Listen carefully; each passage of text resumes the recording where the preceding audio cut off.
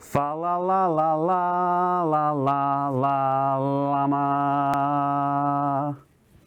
Oh, happy holidays and Merry Christmas from me, XAML Llama. I'm here once again to introduce the 12 Days of XAML. You might remember us from last year when we brought you such great hits as Tab View Tear-Off and Lottie Animations. We hope you'll join us again this year and follow the 12 Days of XAML hashtag to learn more about UWP XAML and how it can help you make great apps. So, the rest of this video, I'm going to start showing you how to use Visual Studio and learn about XAML. So to get us started, without further ado, on the first day of Christmas, my true love gave to me a llama in a XAML tree. You may be asking, what does XAML stand for? It stands for Extensible Application Markup Language. It's really about how you separate your user interface code from your business logic code.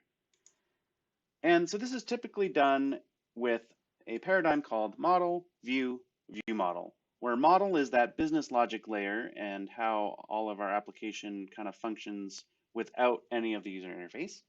The view is our XAML itself, and the view model is kind of this extra glue, which is how we tie these two things together. So if you want to get started with XAML application, we need to make sure that Visual Studio is configured properly. If I go into the Visual Studio installer, I can click on Modify and just make sure that I have this Universal Windows Platform Development checkbox enabled. That should also install the necessary Windows 10 SDK as well. And if I go into my extensions and manage extensions, I can search for and install Windows Template Studio. This is a great extra wizard that helps you with new projects for UWP that really can give us a leg up when getting started. So when I start Visual Studio 2019, I can create a new project and I can search for Windows Template Studio. I'm going to select the C# one because that's what I'm most familiar with. And we are working on 12 days of XAML. And so once I click create here, it now pops up this wizard from Windows Template Studio, which gives me a whole bunch of options on how I want to get started with my project, what type of navigation I want to use, what type of design pattern. So if I want to use some MVVM patterns in here, I can choose that. For now, I'll just choose the default code behind. I can add a nice Windows UI tab view page in here. I'll actually make that my default. I'll get rid of that main page. And then I can click create, and this will go automatically create a project for me. So we'll do a little time skip here. Windows Template Studio has now finished generating our project and organized it with some folders. So we have a views folder here, which is where our page ended up. So I've opened up our tab view page, and it's automatically started with a tab view from the Windows UI library and bound this to a collection of tabs. So this is how we take our UI XML in XAML and connect it to our backend data in order to display stuff. And then we use this item template in order to tell our application how to take that data and transform it into UI, such as a text block to show what the content of the tab is.